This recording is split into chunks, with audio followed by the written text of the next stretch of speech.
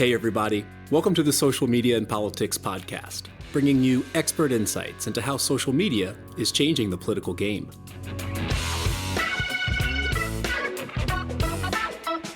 I'm your host, Michael Becerra, Assistant Professor of Communication and Media at Lund University. You can follow the show on X at SMNP Podcast or visit us on the web at socialmediaandpolitics.org.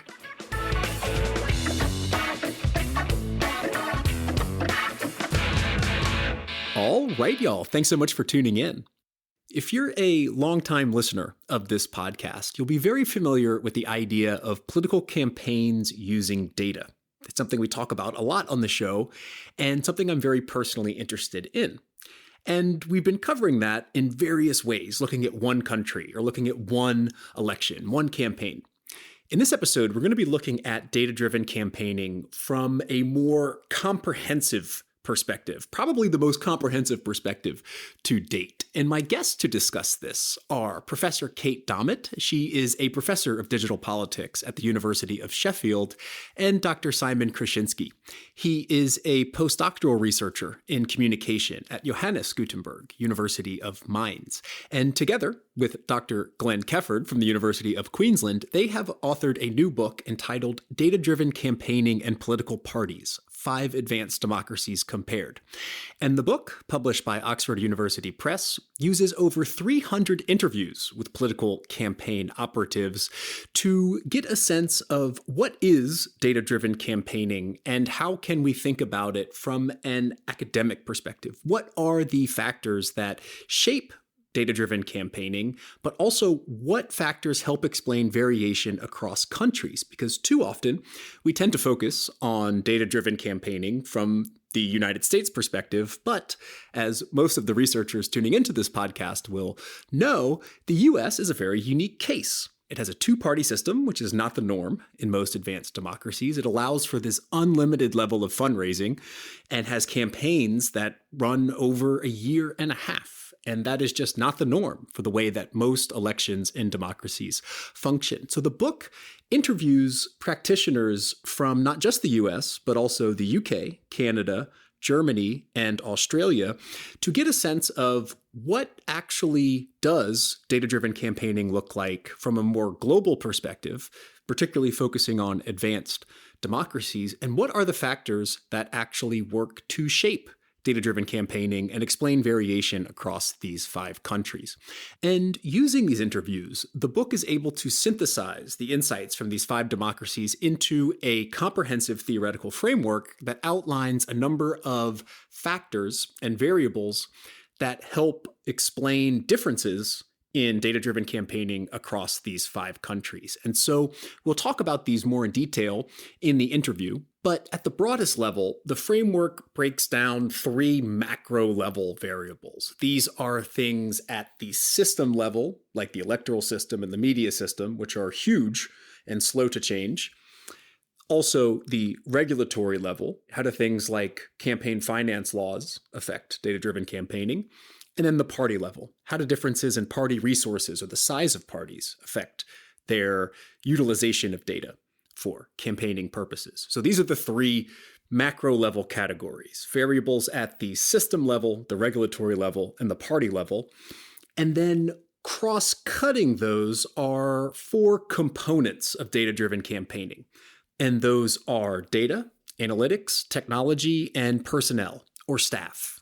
And so you have these 4 constant components that are affected by these 3 macro level variables I just mentioned, and a number of sub-level variables for each one of those 3. So it's very complicated, but Professor Dommett and Dr. Kruschinski are going to walk us through the framework and the findings from their over 300 interviews from 5 countries.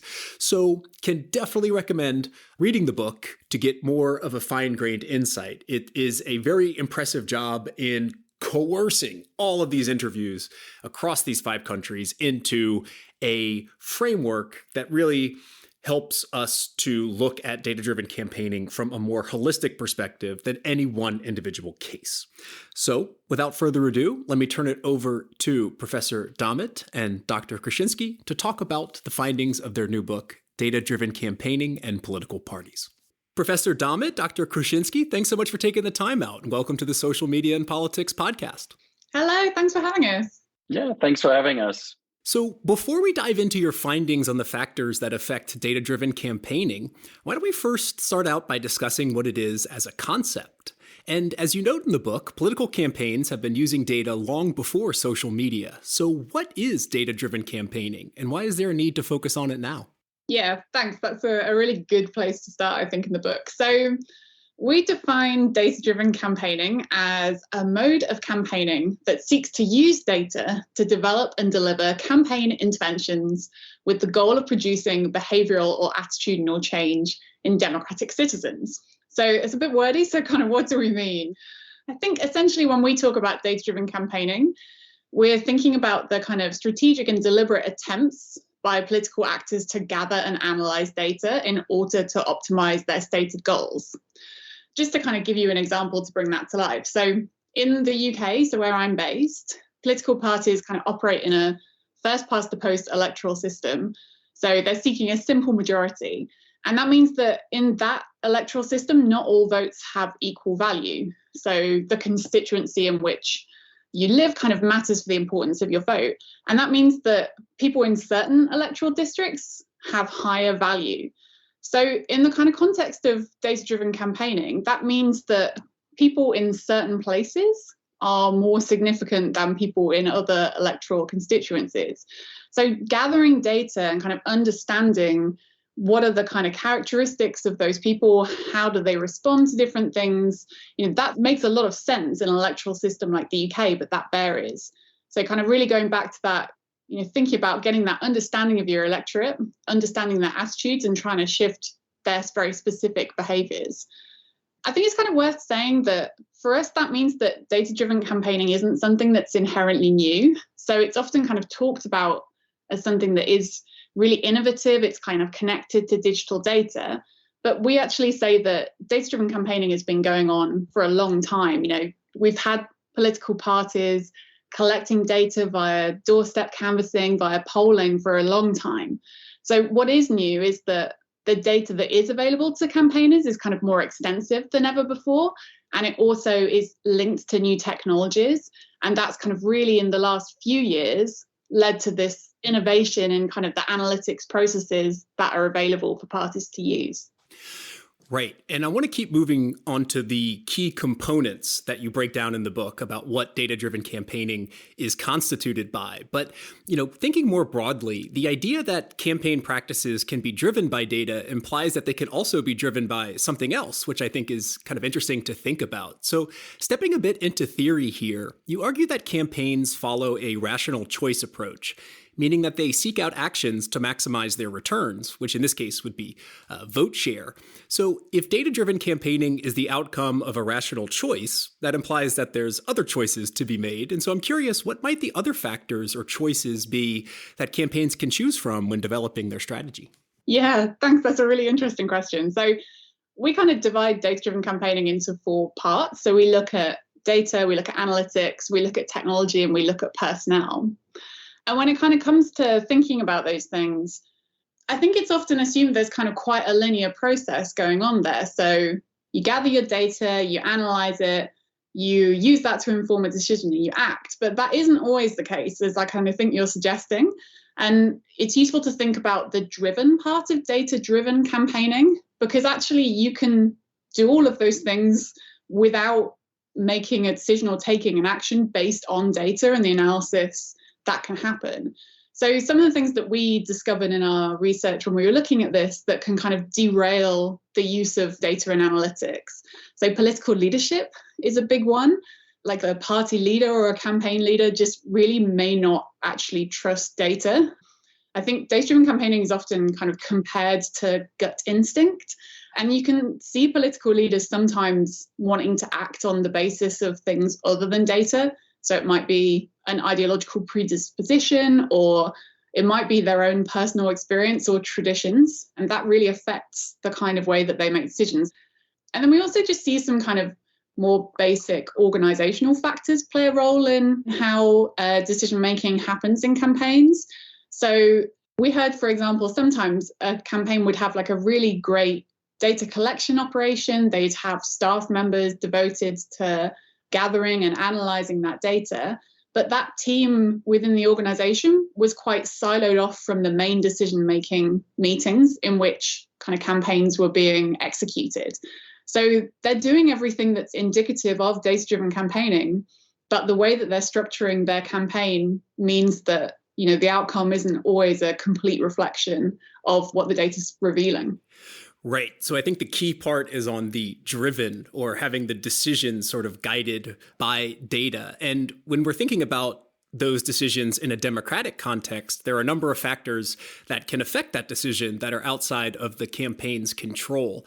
And those factors are present at the system level, the regulatory level, and the party level, as you argue in the book. And there you break these down into much more fine-grained detail. But could you outline broadly what these factors are and how they affect the data-driven practices of campaigns? Yeah, sure. What we witnessed is that most of all, systematic comparative analysis have remained remarkably absent in the scholarship. So we have a limited knowledge or understanding of why these practices can actually vary between countries and also parties. And by drawing on existing theories and also empirical research about political campaign communication, this framework advances a party-centered and also multi-level approach. And we try to highlight the relevance to which political elites have the capacity to adapt their election campaigns to, for example, changes in the media, in the technology sector, and also in political participation. And this is dependent on country, regulatory factors, and also the party context these different elites operate in. And we have identified 12 variables across these three levels that help to account for the different manifestations of data-driven campaigning across countries and also between those parties.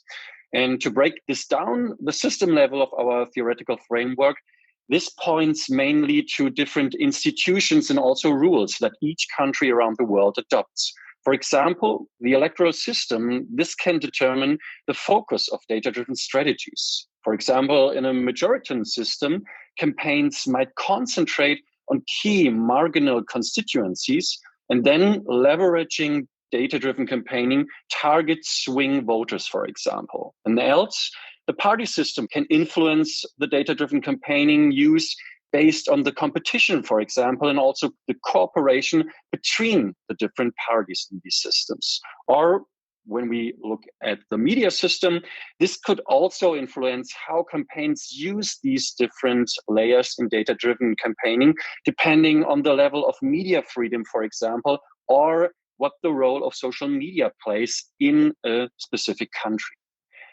When we take a look at the second, the so-called regulatory level, we focus our attention on these frameworks that regulate the specific use and also the capacities which might affect in the end the manifestation of data-driven campaigning. So for example, laws regarding campaign finance or data protection and also privacy, they could significantly affect the scope of data collection and usage in these campaigns. So while, for example, stricter campaign regulation influences the investments into sophisticated practices, data protection laws like the General Data Protection Regulation in the European Union, for example, can or might restrict the type and also the amount of data that political campaigns can legally collect and use. And this, in the end, impacts also their data-driven strategies. And the last component is that we also concentrate on the party context. So political elites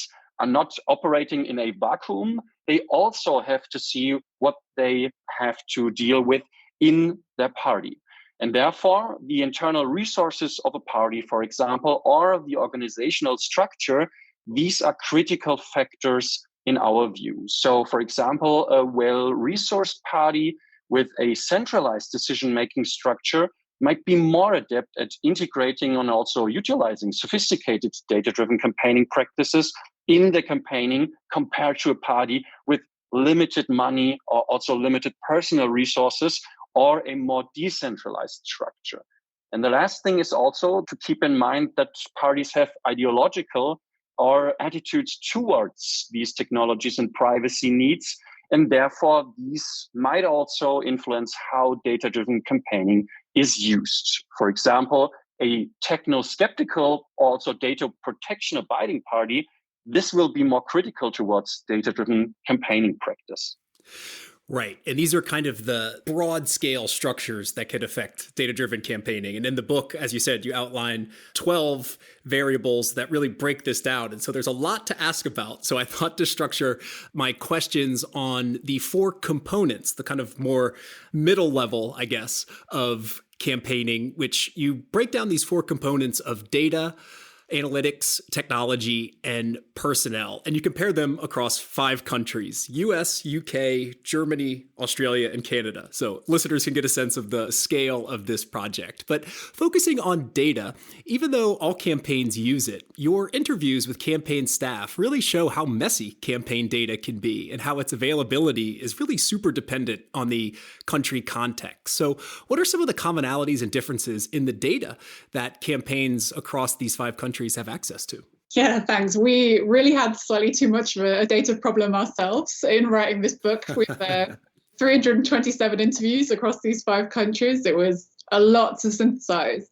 But yeah, so let's have a look at the differences. So I think kind of when it comes to data, one of the frustrations that we had with the existing literature, you kind of quite often hear about the fact that parties have these vast databases with thousands of data points on each individual voter. And we kind of felt that was offering a kind of overly simplified account of the way that parties store data and, gives this impression that it's all in one place, whereas often it's fragmented and held over various different computing systems that often do not integrate. But we also kind of felt that actually it was obscuring the different types of data that were held. And I think when something's unknown, it can seem more scary. So we were kind of really interested in trying to drill down and be like, well, what exactly are the different types of data that we can see? So a big part of each chapter, actually, not just the data one, was really trying to classify the different types of practice that we saw and then describe how that looked in each of our cases. So on data, we identify 4 types of data. So the first is publicly available data sources. So this is things like national election studies, the electoral roll, national statistics.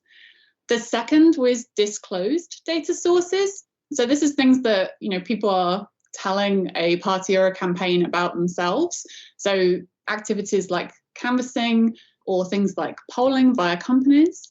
Our third type of data was inferred data sources. So inferences that are being drawn about people without their direct disclosure. So things like kind of consumer marketing segments, model data, lookalike audiences, where there's kind of something going on behind that the individual isn't necessarily aware of to draw inferences around them. And then the fourth type of data that we identified was monitoring data. And I think this is often overlooked. So things like tracking pixels to monitor internet activity, but also kind of much more basic things like campaign metrics, how many doors have been knocked on in a campaign, how many contacts have been made.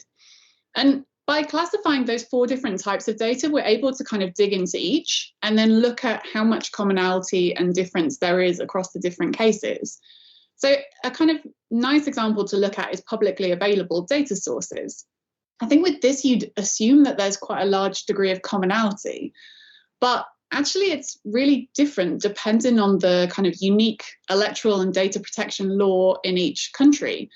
There's also kind of within country variations as well that we picked up. So publicly available data. So listeners in the UK and the US will be fairly familiar with the idea of an electoral roll. And I'll confess, when I started researching in this space, I thought that every country had the equivalent of an electoral roll, and it is not the case. It's actually quite an Anglo-centric phenomenon.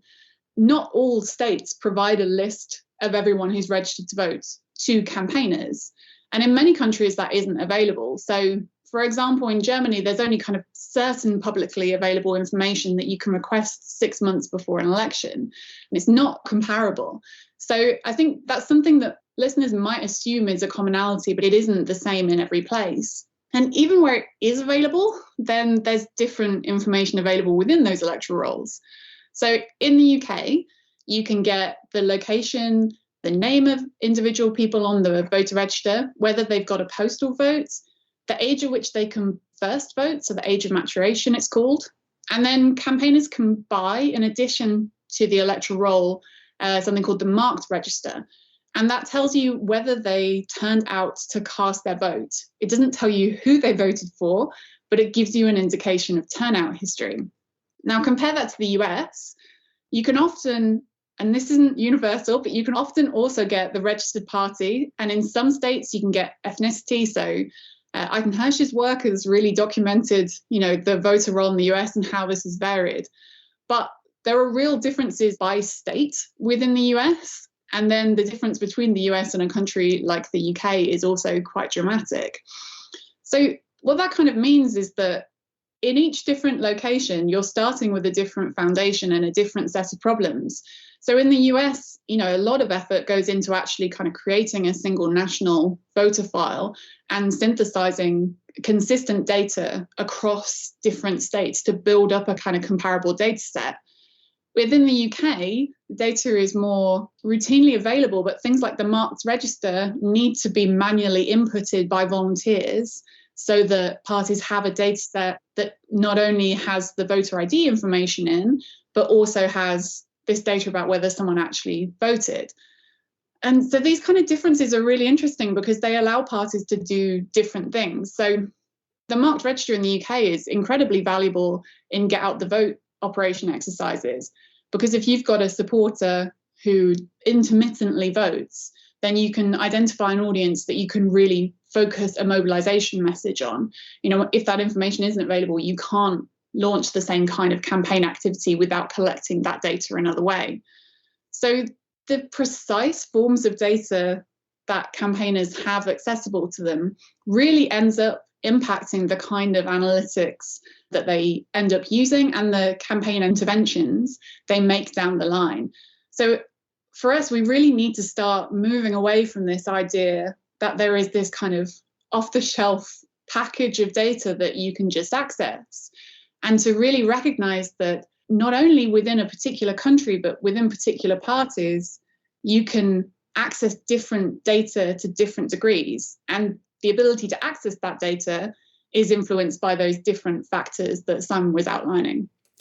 Yeah, and one thing that really came through for me in reading that chapter and listening to the campaigners' experiences of working with data is just the problem of, I guess, interoperability or formatting, in the sense that if you hear the term voter roll, you're imagining a very clean, nicely structured set of data, which it may be in some cases. But the idea that you can build this like fine-grained individual level persona of a person just doesn't really match up with reality, because you have just two different spreadsheets that may not necessarily be able to be merged. Like in research, if you have data from Twitter and you have data from Facebook, even if they're coming from the same campaign account, just the way the data is formatted, it doesn't really work just mushing the two together, because the actual data points are so different across them. So I think formatting and the file types that this data comes in, even though that sounds super boring, really limits this idea of this mega psychological profile that campaigns sometimes promise to deliver. Yeah, just quickly on that, one of my favorite revelations in speaking to parties was most parties maintain like a separate membership database. And so they'll have their kind of voter file and voter database, and then often a kind of internal system for keeping track of members and activists. And those two systems just don't speak to one another. So you can go to a voter file, and I discovered this while sitting with a party campaigner, and they were like, oh, I'll just show you my voter file record. And they inputted their details, and there was no information about their party affiliation. There was no indication that they were a member, that they were actually a party staffer, because no one had ever thought about integrating the information on one database to be on the voter database. So there can be these huge gaps in the most basic information. And it's quite far from having this kind of sophisticated, multifaceted persona of each individual voter.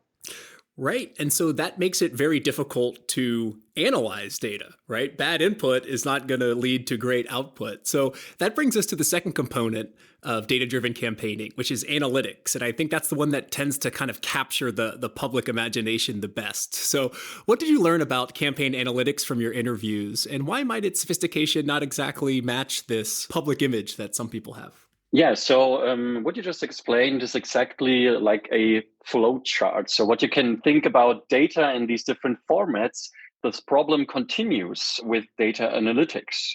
So speaking of a pipeline or workflow of data analysis, we speak about the different uses of segmentation, targeting, and also testing in our chapter about analytics. And what we can witness here is very surprising because there's also a lot of variation going on. For example, segmentation, or as we call it, the dividing of the electorate into different groups based on various voter characteristics, we found exactly that the sophistication in its use varies greatly between our countries and also between the parties. For example, in Australia, we have minor parties like the Greens, which use rather basic segmentation techniques, while the major parties in Australia employ more complex techniques. And the same for UK parties. So in general, parties in the UK system rather tend to use very sophisticated segmentation techniques to identify target seats and also demographics. And they try to focus their models on voter mobilization and persuasion. And speaking of Germany, this is a very interesting case here because parties segment with less sophisticated techniques. And this is due to regulatory constraints, which are very strict. And therefore, they focus on rather broad socio-demographic and also geographic assessments. And last, looking at the US Democrats and also the Republicans, here we can see that they use the most complex segmentation strategies from our countries with creating turnout supporter scores for persuasion. And this is like individualized for specific citizens or also voter groups. And they use computational analysis techniques here. And however, also these approaches in the US were also limited to some degrees based on, for example, personal and also monetary resources. And the next, what we can witness here, speaking of analysis, is by looking at targeting techniques, which we refer to directing campaign messages to specific segments, or speaking about micro-targeting to very small and specific target groups here. And overall, all parties draw mainly on social media, especially Facebook and Instagram, for targeting their messages. And they only use, to a minor degree, door-to-door campaigning for targeting. Especially the bigger parties tend to use this. And with regard to the specific use, we can witness that Australian parties have a range from simple to more complex targeting methods, with major parties using predictive modeling, for example, for finding out small groups of voters. They tend to be favorable for their campaigning. In the UK, we can see that these strategies vary, with some parties opting for broad messaging techniques, while the others employ more personalized targeting. And again, German parties are constrained by these very strict data protection laws, and they employ mostly simpler targeting strategies in focusing on very broad and mostly geographically based targeting. And again, also in this segment, the US parties have the most fine-grained approach from our analyzed countries. And however, what we can see is that all parties in all countries lack the ability to use highly tailored content for their messaging, as they are limited by missing time, for example, also missing money, and the personnel which tend to specify the different content in their messages. And coming to the last point of analytics is the use of testing, the evaluation of the effectiveness of different campaign strategies. And this is mainly done in a simple way or not at all. So, for example, Australian parties engage in simple message testing, with Labour showing some sophistication here. And the UK parties conduct A/B testing or use focus groups here, but the more complex methods are less common. And again, the US is very hard in using testing. They are using like more advanced techniques, conducting, for example, expensive A/B testing or also experimental research here. And again, the German parties, due to resource and also knowledge limitations, they primarily use focus groups and conduct evaluation post-campaigning. So taking together, the interviews revealed a varied landscape, while some parties, particularly major ones in countries like the US, Australia, or the UK, employ complex data analytics techniques, such as predictive modeling or also micro-targeting. Others, especially smaller parties, although in those countries with stricter data protection laws like Germany, they rely on simpler, more traditional methods.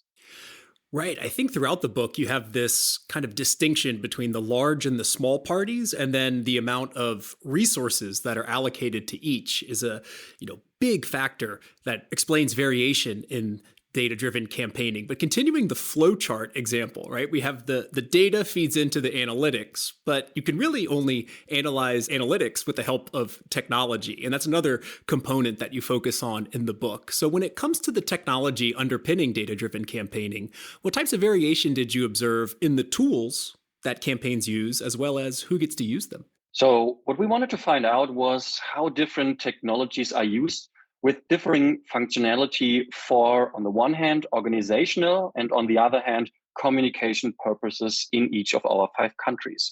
And to understand these differences, we distinguished between high and low levels of functionality and have suggested that software can either be created with differing levels of functional capacity, or it can be used to exploit these functionalities to greater or lesser extents. And what we discovered is that the United States leads in technology use for political campaigns. Here, parties like the Republicans and Democrats constantly evolve their database and also the customer relationship management systems, and they try to integrate and maximize these data insights using them. So they routinely invest and refine the analytics practices while also innovating in areas like campaigning apps, for example, or the use of social networking platforms. And despite some fluctuations in their technological advancements, the competition between these parties drives persistent progress in the US. Looking beyond the US case, the role of technology in data-driven campaigning varies significantly across Australia, the UK, Canada, and Germany. And here again, we can see this pattern. Major parties with more resources tend to invest more in campaign technology, often also using US-based software adapted to their specific needs in these specific country cases. And they also focus on developing campaigning apps and enhancing their online presence there. And contrastingly, the minor parties here rely more on open source software or self-developed software with limited functionality, and they have fewer resources also for online activities on social networking platforms. And it's not just about finances here. Factors like regulation and also party structure, they are also influencing how technology is used for communication and organization. For instance, looking at Germany, they face the most regulatory restrictions here and have a higher number of regional apps they tend to use for campaigning. And in the UK and Canada, parties like Labour, for example, and also the Liberals, they use their websites to foster also the offline engagement and practice less common among their conservative rivals. And in general, these 4 countries, the use of these high functionality software is less a routine with limitations in either the software's capabilities or the party's resources. And the most interesting fact here over all these countries is that external companies, especially the tech companies like Meta and Google, that they play a crucial role for campaigning by providing these different infrastructures that enables this higher functionality in campaigning. And I just want to follow up on something that jumped out to me as you were talking, especially in the German context and their use of these regional apps, because apps is usually seen as a kind of super high sophisticated technology because it requires, developers to build custom for the party or the context. Is it the case that in Germany that apps are used because they have to be compliant in some way with these regulations that shape so much other factors of campaigning? Like, do they have to basically design apps that fit within the regulatory structure for that context? Totally. As I just outlined, there are two major variables here influencing the use of apps in Germany. The one, as you say, is the regulatory factors. And therefore, they have to develop apps which are strictly in line with these different regulatory approaches, not only on the nation level, so for Germany, but also on the European level. And therefore, they have to take really high hurdles here to really develop an app which can be used in line with these different regulatory approaches. And on the other hand, we also see that the different resources, for example, also the expertise for technological campaign development and also like monetary resources are very limited here. And therefore, German parties are struggling to find a way how to effectively use apps in their campaign communication and also in the organization. And therefore, what pops out is a landscape full of different ideas and approaches in Germany how to leverage the power of campaigning apps in this specific landscape in Germany. That's super interesting. I remember talking to a couple of people who were starting these apps in the early days with the Bernie Sanders campaign in the US. And it was just people who developed apps for Burger King, sort of applying their skills to the campaign context. I think in Germany, the motivation is a bit different. But coming to the fourth component, and I like this flowchart example. We've got the data drive the analytics, which are driven by the technology, which are driven by the personnel of the people who use them. And when it comes to personnel, you find that US campaigns are an outlier in the extent to which they hire external staff. So what do the personnel of non-US campaigns tend to look like, and what roles do these personnel actually carry out? Yeah, so this was a particular passion of mine. So my kind of background is studying campaign organization and political parties in particular. And I've always found it really strange that in the coverage of data-driven campaigning, there's always been a real focus on these kind of hired professionals who were in central campaign teams. And I just kept thinking, well, where did the activists, the supporters, the elected representatives, and all the kind of other party staff who we know are integral to campaign organization more broadly, where do they fit in? Have they been supplanted by these kind of digital and data experts? Are they now irrelevant? And my gut instinct, which we then explored through the book, was that, that wasn't the case. And that actually these other actors were still pivotal.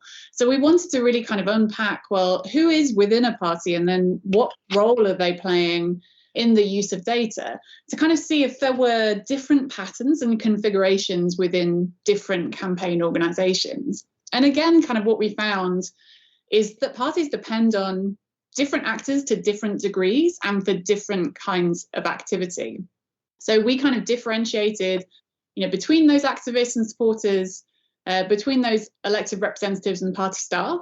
And then we went through each of the previous three aspects of data-driven campaigning and looked at who was doing what. So we found in some parties, when it came to data collection, a party that had a large membership base, for example, was really relying on its activists and supporters for data collection and was able to send people out on the doorstep or on the phones to do a lot of data collection, a lot of data input.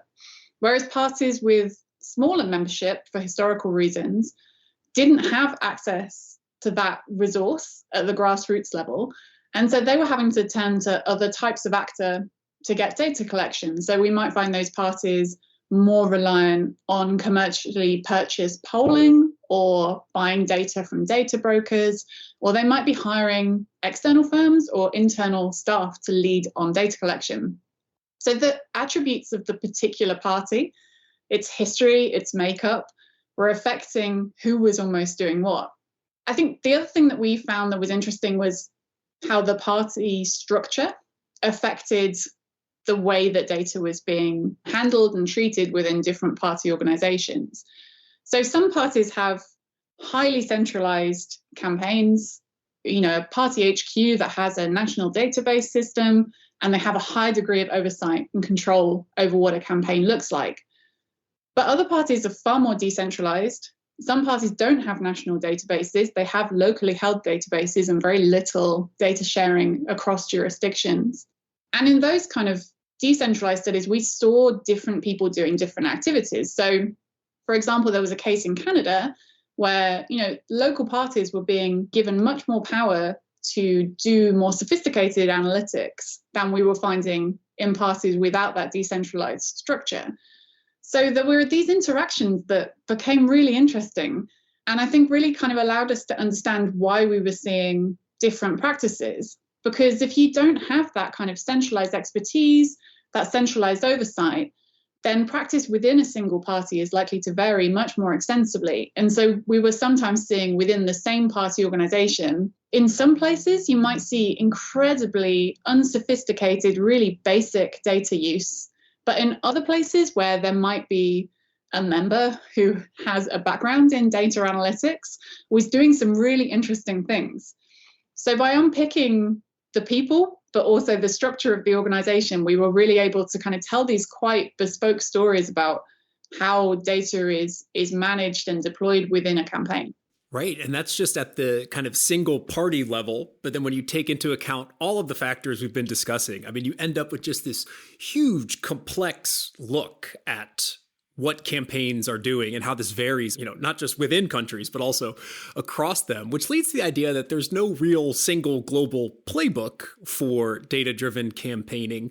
And you end the book by also pointing out the importance of these contextual factors for any potential regulation that might be coming up in this space, in the sense that much of the focus on regulation has been on data and privacy. And you make a really interesting argument that if there is a need to regulate something in this space, it may actually be the best route to focus on those contextual factors like the electoral system or the media system, rather than just focusing on a particular practice. So I'm wondering if you could recap that argument for us around, first of all, do we need data-driven campaigning regulation? And second of all, if there is a need, how might it be worth focusing on the contextual factors rather than the practices as such? Yeah, that's such an important question. So I think one thing we've always been really keen on pointing out, and hope is one of the kind of key things to come out of the book, is that data-driven campaigning isn't inherently problematic. There is nothing inherently challenging about a political organization collecting data, analyzing that data, and trying to contact citizens. Actually, that's something that in most countries is a democratic good. So what we have been interested in trying to tease apart is, what is the problem?